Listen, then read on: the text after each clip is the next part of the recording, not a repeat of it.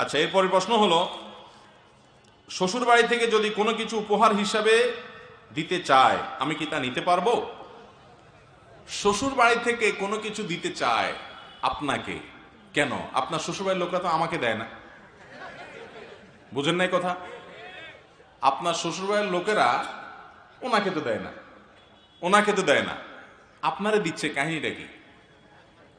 হ্যাঁ, বেশিরভাগ ক্ষেত্রে কাহিনী হলো, যেহেতু তাদের মেয়েটা আপনার কাছে আছে, আপনার অত্যাচার জুলুম থেকে যেন মেয়েটা বাঁচতে পারে, এইটা বেশিরভাগ ক্ষেত্রে এক ধরনের উৎকোচ, ঘুষ।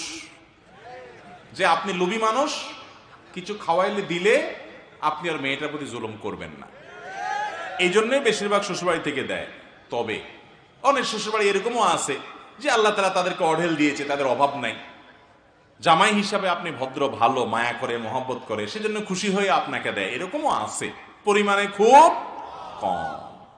বেশিরভাগই শ্বশুরবাড়ির থেকে যে জামাইকে বা মেয়ের শ্বশুরবাড়িতে যে জিনিসপত্র দেওয়া হয়, এগুলোর ভিতরে কাহিনী ভিন্ন, বেশিরভাগই কাহিনী ভেজাল। কথা কি বুঝাতে পারছি? এই জন্য আমাদের দেশে ছেলের শ্বশুরবাড়ির থেকে ছলে বলে কৌশলে বিভিন্নভাবে যৌতুক আদায়ের জন্য বুড়া বুড়িরা অনেকে চেষ্টা করে, আছে না নাই? আবার দেখবেন নামাজ কালামও পড়ে। এই নামাজ কালাম পড়ে কি লাভ? যে আপনি ছেলের শ্বশুরবাড়ির থেকে যৌতুক আশা করতেছেন। যৌতুক নেওয়া, যৌতুক খাওয়া হারাম। যৌতুক খাওয়া কি ভাই? হারাম। আপনি বলবেন ওনারা খুশি হয়ে দিছে।